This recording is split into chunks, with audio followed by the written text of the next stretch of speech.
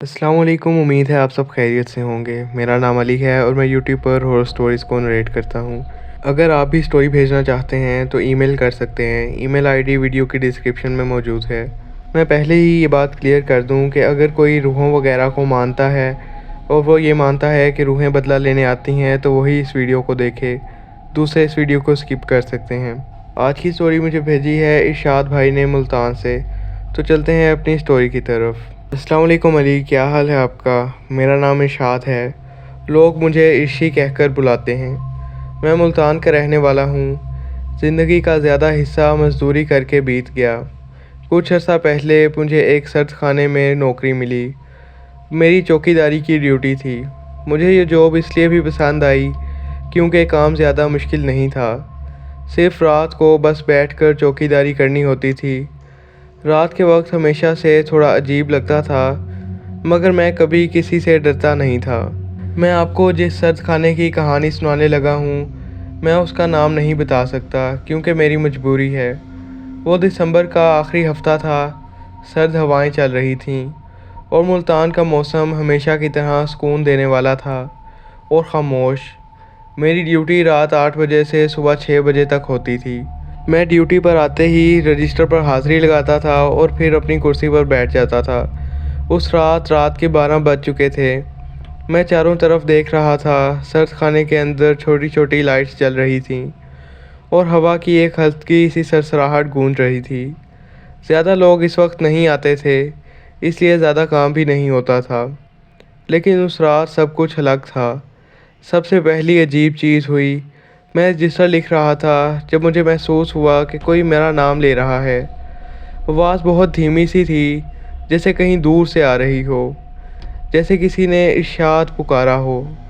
मैंने फ़ौरन सर उठाकर इधर उधर देखा, लेकिन वहाँ कोई नहीं था। दिल में ख़ुद को तसल्ली दी कि शायद मेरा वहम है, लेकिन अजीब बात यह थी कि वो आवाज़ रजिस्टर के बिल्कुल पास से आई थी, जैसे कोई रजिस्टर में से ही बोल रहा हो। थोड़ी देर बाद मुझे सर्द खाने के अंदर से, जहाँ मीट और सामान रखा होता है, वहाँ से चेन की खनक सुनाई दी। हालांकि वो जगह बिल्कुल बंद थी। रात को कोई भी वहाँ काम नहीं करता था। मैं टॉर्च उठाकर अंदर गया। सब कुछ अपनी जगह पर था, लेकिन फिर मेरी नज़र एक आयरन चेन पर पड़ी जो फर्श पर पड़ी हुई थी। मुझे थोड़ा डर सा लगा। मैंने चेन को हाथ लगाया। वो बर्फ़ जैसी ठंडी थी। मैं फ़ौरन पीछे हट गया और वापस ऑफिस की तरफ भागा। मैंने कुर्सी पर बैठकर सिगरेट जला ली। दिल को संभालने की कोशिश की, लेकिन ऐसे लग रहा था जैसे कोई मेरे आसपास घूम रहा है। सर्द खाने में कोई भी नहीं था। हर चीज़ बंद होने के बावजूद भी लगता था कि अंदर कोई चल रहा है। उस वक्त मुझे ज़िंदगी में पहली दफ़ा डर का एहसास हुआ। फिर रात के करीब 1 बजे होंगे। सर्द हवा और अंधेरों ने वैसे ही सर्द खाने को एक कब्र की तरह बना रखा था। मैंने सिगरेट ख़त्म की और ख़ुद को तसल्ली देने की कोशिश की। शायद हवा चलने की वजह से चेन हिली हो, या शायद मेरा वहम हो, मगर दिल नहीं मानता था। मैंने रजिस्टर बंद किया और पहरा देने के लिए अंदर की तरफ चला गया। जब भी मैं सर्द खाने के अंदर जाता, वहाँ की ठंडी हवा हड्डी तक चली जाती। फ्रीज़र रूम्स बंद थे, मगर उनके किनारे पर कंडेंसेशंस की वजह से हल्की हल्की बर्फ़ जम गई थी। हर जगह एक अजीब सी खामोशी थी। मैंने टॉर्च चला रखी थी। अचानक मुझे महसूस हुआ कि मेरे पीछे कोई चल रहा है। हल्की हल्की पाँव की आहट फर्श पर गूंज रही थी। मैंने पीछे मुड़कर देखा, लेकिन कोई नहीं था। मैंने घबराहट में तेज़ कदम बढ़ाए, लेकिन जैसे ही मुझे लगा कि सब ठीक है, वही आवाज़ फिर सुनाई दी, बिल्कुल मेरे पीछे से, जैसे कोई आदमी हल्की रफ्तार से मेरा पीछा कर रहा हो। मेरे पसीने छूट गए।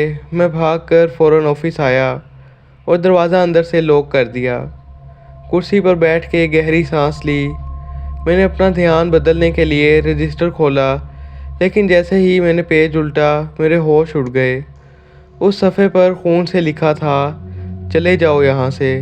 मैंने पेज को दोबारा गौर से देखा। वो लिखा हुआ मिट चुका था। सफ़ा बिल्कुल साफ था। हालांकि मैं यकीन से कह सकता हूँ कि पहले वहाँ पर कुछ लिखा था। मेरे हाथ कांप रहे थे। कमरे में एक अजीब सी ख़राब गोश्त की स्मेल फैल गई। मुझे याद आया कि कुछ दिन पहले एक मज़दूर ने कहा था इरशाद भाई, फ्रीज़र नंबर 3 में कभी रात को अकेले मत जाना, वहाँ कुछ अजीब सी चीज़ है। तब मैं हंसकर टाल गया था, लेकिन उस वक्त मुझे सच में लगा कि शायद वो बात सही थी। मैंने हिम्मत जुटाई और फ्रीज़र नंबर 3 के दरवाजे के पास गया। दरवाज़ा बंद था, लेकिन उसके नीचे से बर्फीली धुंध बाहर आ रही थी, जैसे कोई अंदर दरवाज़ा खोलकर हवा बाहर फेंक रहा हो। मैंने दरवाजे के हैंडल पर हाथ रखा। हैंडल बिल्कुल बर्फ़ की तरह ठंडा था। मैंने ज़ोर लगाकर दरवाज़ा खोला। अंदर खूब अंधेरा था। मैंने टॉर्च की रोशनी में देखा, सभी रैक्स पर सामान रखा था। पहले तो सब ठीक लगा, लेकिन फिर मेरी नज़र एक कोने में पड़ गई। वहाँ एक आदमी जैसा साया खड़ा था, बिल्कुल सुस्त हरकत के साथ। उसका चेहरा अंधेरे में छुपा हुआ था। मैंने टॉर्च उस पर डाली और जो कुछ मैंने देखा, मैं कांप गया। वो आदमी नहीं था। उसका चेहरा बिल्कुल सफ़ेद, आंखें खोखली जैसे सिर्फ सुराख हों, और उसके होंठ फटे हुए खून से भरे हुए थे। उसका जिस्म लकड़ी की तरह सूखा हुआ था, और सबसे खौफनाक बात यह कि वो धीरे धीरे मुस्कुराया। उसकी मुस्कान बहुत ही खौफनाक थी। मैंने ज़ोर से दरवाज़ा बंद किया और भागकर ऑफिस आया। मेरे पैर कांप रहे थे। दरवाज़ा लॉक करके कुर्सी पर गिर गया। मुझे समझ आ गया था कि ये सर्द खाना नॉर्मल जगह नहीं है। उसके बाद मैंने ऑफिस का दरवाज़ा लॉक रखा और बस क्लॉक की तरफ देखने लगा। घंटे गुजर ही नहीं रहे थे। ऐसे लग रहा था जैसे वक्त जम गया हो। जब भी आंख बंद करता, वो खौफनाक चेहरा मेरे सामने आ जाता। उसकी मुस्कान, वो मुस्कान मेरे दिमाग में जैसे चिपक गई थी। रात मुश्किल से गुजर ही रही थी कि 4:30 बजे के करीब जनरेटर बंद हो गया। बिजली गई हुई थी और सर्द खाना पूरी तरह अंधेरे में डूब गया। जनरेटर बंद होते ही मुझे अंदर से आवाज़ आई, बहुत ही धीमी लेकिन खुरदरी सी, इरशाद। मेरी सांस रुक गई। वो आवाज़ फ्रीज़र की तरफ से आई थी। मैंने खुद को कहा कि दरवाज़ा लॉक है, कुछ नहीं होगा। लेकिन फिर मुझे किसी के तेज़ कदम चलने की आहट सुनाई दी। वो ऑफिस की तरफ आ रहा था। किसी ने दरवाज़ा खोलने की कोशिश की, लेकिन दरवाज़ा नहीं खुला। हैंडल हिलता रहा, जैसे कोई पूरी ताकत से खोलने की कोशिश कर रहा हो। मैं कुर्सी से उठकर पीछे हट गया। हैंडल एकदम रुक गया और फिर वहाँ से चीख की ऐसी आवाज़ आई जिसने मुझे डरा कर रख दिया। वो चीख इंसानी नहीं थी। सुबह तक मैं किसी तरह बच गया। 6 बजे वर्कर्स आए तो मैंने उनको जनरेटर का मसला बताया। मुझे सबके सामने कुछ कहने की हिम्मत नहीं थी, लेकिन उन्हीं मज़दूरों में से एक बूढ़ा आदमी था, उस्मान चाचा। वो पहले यहाँ चौकीदार था। उसने मेरी सूरत देखी और मुस्कुराकर बोला, बेटा, रात को तुम फ्रीज़र नंबर 3 के पास गए थे। मेरे होश उड़ गए। मैंने कुछ नहीं कहा। फिर उसने कहा, वहाँ मत जाया करो। मैं भी एक दफ़ा गया था, तभी से ये नौकरी छोड़ दी। मैंने हिम्मत करके पूछा, चाचा, वहाँ क्या मसला है? उस्मान चाचा ने गहरी सांस ली और कहा, सुना है कि ये सर्द खाने की कंस्ट्रक्शन के वक्त यहाँ से 2 लोग गायब हो गए थे, जो कभी नहीं मिले, ना ही उनकी कोई लाशें मिली। उस बात ने मेरी रगों में खून जमा दिया। मतलब जो मैंने देखा था वो मेरा वहम नहीं था। लेकिन उस दिन के बाद दिन में सब नॉर्मल लगता। लोग आते, सामान शिफ्ट होता, सब कुछ रूटीन के मुताबिक था। लेकिन जैसे ही रात होती, मुझे लगता कि कोई मेरे पीछे है। एक दफ़ा मैं रजिस्टर पर रिकॉर्ड लिख रहा था तो पेज खुद ब खुद उलट गए और उस पर लिखा था, तुम अगला शिकार हो। मैंने पेज फाड़ कर फेंक दिया, लेकिन अगले दिन दोबारा वही अल्फाज लिखे थे। तीसरी रात सबसे ख़तरनाक थी। तभी मैंने फ़ैसला किया कि अगर मुझे सच जानना है तो सामना करना होगा। मैं रात के 2 बजे टॉर्च लेकर फ्रीज़र नंबर 3 के दरवाजे पर गया। दिल धड़क रहा था, डर भी लग रहा था, लेकिन मैं अंदर गया। अंदर की हवा पहले से भी ज़्यादा ठंडी थी। फिर एकदम मुझे रैक्स के बीच एक आदमी खड़ा दिखाई दिया। वो पीठ करके खड़ा था। मैंने डर के बावजूद कहा, कौन हो तुम?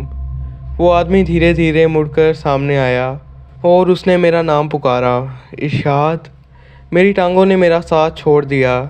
मैंने पीछे हटने लगा और तभी उसने एकदम अपने खून से भरे होंठ हिलाए और बोला, यहाँ से निकल जा, वरना तेरा भी वही हाल होगा जो हमारा हुआ। अगली सुबह मैंने हिम्मत करके उस्मान चाचा को सब कुछ बताया। उसने मेरी बात सुनकर कहा, मैं जानता था ये सब होगा। मैंने पूछा, चाचा ये लोग आखिर कौन हैं? इनके साथ हुआ क्या था? उस्मान चाचा ने कहानी सुनाई। जब ये सर्द खाना बन रहा था, उस वक्त फाउंडेशन के नीचे एक पुराना कब्रिस्तान था, लेकिन कॉन्ट्रैक्टर ने ज़्यादा पैसे देकर यहाँ काम शुरू करवा दिया। वो 2 मज़दूर जो गायब हुए थे, असल में वो कंक्रीट के अंदर गिर गए थे। कॉन्ट्रैक्टर ने केस दबा दिया और बिना लाशें निकाले जगह बना दी। तब से उन मज़दूरों की रूहें चैन में नहीं हैं, और वो जगह फ्रीज़र नंबर 3 ही है जहाँ वो लोग दफन हैं।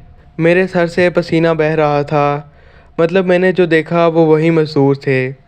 उस रात मैं फिर ड्यूटी पर था। दिल में डर तो था, मगर तजस्सुस भी बढ़ गया था। मुझे लग रहा था कि अगर मैं इन रूहों का सच जान लूँ तो शायद उनको सुकून मिले और मुझे भी चैन। 2 बजे के करीब मुझे फिर मेरे नाम सुनाई दिया। मैं फ्रीज़र के पास गया। दरवाज़ा खोला हुआ था, जो कि खुद ब खुद नहीं खुलता था। अंदर से धुंधला सा धुआं निकल रहा था। मैं टॉर्च लेकर अंदर गया। रैक्स के दरमियान से एक आवाज़ आई और फिर एकदम से 2 साए सामने आए। दोनों मज़दूरों के चेहरे सफ़ेद, आंखें खोखली और दोनों के हाथ खून से भरे हुए थे। एक ने कहा, इरशाद तू सुनेगा तो बच जाएगा। मैंने हिम्मत करके पूछा, तुम्हें सुकून क्यों नहीं मिलता? तुम मुझे क्यों डरा रहे हो? वो दोनों एक साथ चीख कर बोले, हमें दर्द दिया गया, धोखा दिया गया और बिना कफन के, बिना कब्र के हमें यहाँ दबा दिया। तब तक हमें सुकून नहीं मिलेगा जब तक इंसाफ नहीं होगा। उस वक्त मुझे नज़र आया कि फ्रीज़र रूम के कोने में फ़र्श पर खून फैल गया था। उस खून में उनके चेहरे बार बार नज़र आ रहे थे, जैसे ज़मीन खुद चीख रही हो। मेरी सांस फूल गई। मैं वापस भागकर ऑफिस आया। दरवाज़ा लॉक करके कुर्सी पर बैठ गया। अगली सुबह मैंने उस्मान चाचा को सब कुछ बताया। उसने एक लंबी सांस ली और बोला, बेटा उस वक्त का कंट्रैक्टर अब तक ज़िंदा है। वो बहुत अमीर इंसान है, लोगों में उसकी इज़्ज़त है, लेकिन असल में उसके हाथ कई लोगों के खून से रंगे हुए हैं। तब तक उन मज़दूरों की रूहों को सुकून नहीं मिलेगा जब तक उनका सच दुनिया के सामने नहीं आता। मैंने कहा, मैं ये सब कैसे कर सकता हूँ? अगर मैंने बात को उठाया तो कहीं मेरी नौकरी ना चली जाए, और इस तरह तो मेरी जान को भी ख़तरा हो सकता है। चाचा ने कहा, अगर तुम चुप रहे तो शायद तुम उस मज़दूरों के हाथों मर जाओ। उस रात मैं और भी घबराया हुआ था।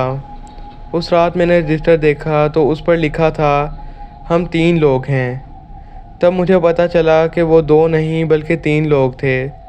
मतलब एक और लाश यहाँ कैद थी, जिसके बारे में किसी को नहीं पता था। फिर से फ्रीज़र रूम की तरफ से आवाज़ आई, लेकिन इस दफ़ा आवाज़ और खौफनाक थी। रात के करीब 2:30 बजे होंगे। मैंने सोचा कि इस दफ़ा ऑफिस का दरवाज़ा बिल्कुल बंद कर लूँगा और कुछ भी हो सर्द खाने के अंदर नहीं जाऊँगा। लेकिन फिर जनरेटर खुद से चल गया। लाइट आ गई। बिना किसी बटन दबाए ये मुमकिन ही नहीं था, क्योंकि जनरेटर तभी चलता था जब मैं उसे स्टार्ट करूं। वो ऑटोमेटिक नहीं था। लाइट्स के जलते ही फ्रीज़र नंबर 3 का दरवाज़ा धीरे धीरे खुद से खुल गया। मैंने दूर से देखा और मुझे अंदर से एक और साया नज़र आया, मगर इस दफ़ा वो कुछ अलग था। वो पहले 2 मज़दूरों जैसा नहीं था। ये लंबाई में उनसे लंबा था और उसका चेहरा और भी खौफनाक लग रहा था। उसके होंठों से आवाज़ निकली, उन दोनों को तो ज़िंदा दफन किया गया, मगर मुझे मार कर यहाँ रखा गया था। मैंने कांप कर पूछा, अब तुम कौन हो? वो साया आगे बढ़ा और उसकी आवाज़ गूंज उठी।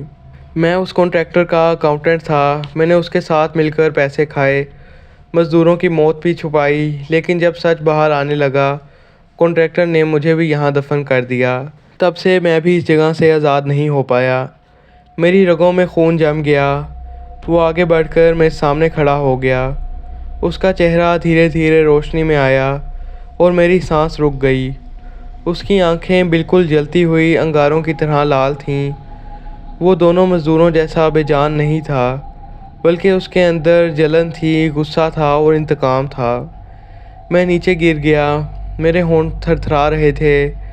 उसने झुककर मेरे कान के करीब कहा, तू सच दिखाएगा या तो भी यहीं दबा दिया जाएगा। मेरी आंखों से आंसू बहने लगे। मैंने सजदे में गिरकर अल्लाह का नाम लिया। उस वक्त मुझे लगा कि शायद मैं वहीं मर जाऊंगा। लेकिन जैसे ही मैंने अल्लाह का नाम लिया, वो साया पीछे हट गया और फ्रीज़र के एक कोने में चला गया। लेकिन जाने से पहले उसने कहा, अगले चंद दिनों में वो कॉन्ट्रैक्टर यहाँ आएगा। उस वक्त तुझे सच सामने लाना होगा, वरना अच्छा नहीं होगा। सुबह हुई तो मैं बिल्कुल बेहाल था। उस्मान चाचा को सब बताया। उसने मेरी आंखों में देखकर कहा, वो कॉन्ट्रैक्टर तो मेरी सोच से भी ज़्यादा बुरा निकला। उसने अपने बंदे को भी नहीं छोड़ा। मैंने कहा, अब मैं क्या करूं? अगर मैं सच बताऊंगा तो कॉन्ट्रैक्टर मुझे मार देगा। चाचा ने कहा, बेटा सच छुपाएगा तो वो रूहें तुझे चैन से नहीं जीने देंगी। अब फैसला तेरा है। उस रात ड्यूटी से पहले मुझे फ़ोन आया। फ़ोन पर कॉन्ट्रैक्टर खुद बात कर रहा था। उसने कहा, इरशाद मैं कल रात सर खाने आऊँगा, कुछ अकाउंट्स चेक करने हैं तो तैयार रहना। मेरी रूह कांप गई। मतलब जो तीसरा साया कह रहा था वो सच था। कॉन्ट्रैक्टर वाकई ही आ रहा था। मुझे लग रहा था कि अगली रात या तो मैं कॉन्ट्रैक्टर का सच खोल दूंगा या फिर उन रूहों का शिकार हो जाऊंगा। मैं जानता था कि अब वक्त आ गया है। कॉन्ट्रैक्टर की आमद होने वाली थी और वो रूहें भी इंतज़ार में थीं। मेरी ज़िंदगी का सबसे भयानक इम्तिहान अब सामने था। रात के करीब 12 बजे एक ब्लैक कार सर्द खाने के बाहर रुकी। उसमें से एक आदमी निकला, सूट पहने हुए, हाथ में गोल्ड की चेन और चेहरे पर गरूर। वो कॉन्ट्रैक्टर था। लोग उसे हाजी साहब कहते थे, इज़्ज़त से सलाम करते थे। लेकिन मैं जानता था कि ये वही शख्स है जिसके हाथ मासूम लोगों के खून से रंगे हुए हैं। वो अंदर आया, मुझे देखकर बोला, रात कैसी गुजरती है यहाँ? हिम्मत है तेरी, मैं तो एक लम्हा भी यहाँ नहीं रुक सकता। मैं चुप रहा। दिल बहुत तेज़ धड़क रहा था। कॉन्ट्रैक्टर फाइल्स देख रहा था कि अचानक फ्रीज़र नंबर 3 का दरवाज़ा खुल गया। बर्फीली धुंध बाहर निकलने लगी। मैं समझ गया कि अब वक्त आ गया है। कॉन्ट्रैक्टर ने मुझे देखा और बोला, क्या ये ख़राब है? ये दरवाज़ा खुद कैसे खुल गया? उसी वक्त अंदर से आवाज़ आई, एक नहीं बल्कि 2-3 आवाज़ें मिलकर, तूने हमें यहाँ दफन किया, अब तू भी नहीं बचेगा। कॉन्ट्रैक्टर घबरा कर खड़ा हुआ। उसके चेहरे का रंग उड़ गया। अंदर से पहले 2 मज़दूरों के साए निकले, चेहरे सफ़ेद, आंखें खोखली। कॉन्ट्रैक्टर उन्हें देखकर चीख उठा, ये कैसे मुमकिन है? तुम लोग तो मर गए थे। लेकिन उसकी बात अधूरी रह गई। उन दोनों ने उसके कंधों को पकड़कर झटका दिया। कॉन्ट्रैक्टर का चेहरा पीला पड़ गया। फिर तीसरा साया सामने आया। वो अकाउंटेंट था जो उसका साथी था। उसकी लाल अंगारों जैसी आंखें कॉन्ट्रैक्टर पर टिक गई थीं। उसने चीख कर कहा, तुमने मुझे भी धोखा दिया, तूने मुझे भी नहीं छोड़ा। कॉन्ट्रैक्टर पूरी ताकत से चिल्लाया, मुझे बचाओ, मैंने कुछ नहीं किया। मैं वहीं जम गया था। समझ नहीं आ रहा था कि मैं क्या करूं। रूहों की चीखें और कॉन्ट्रैक्टर की दहशत भरी पुकार मिलकर एक ऐसी गूंज पैदा कर रही थीं जो कान फाड़ दे।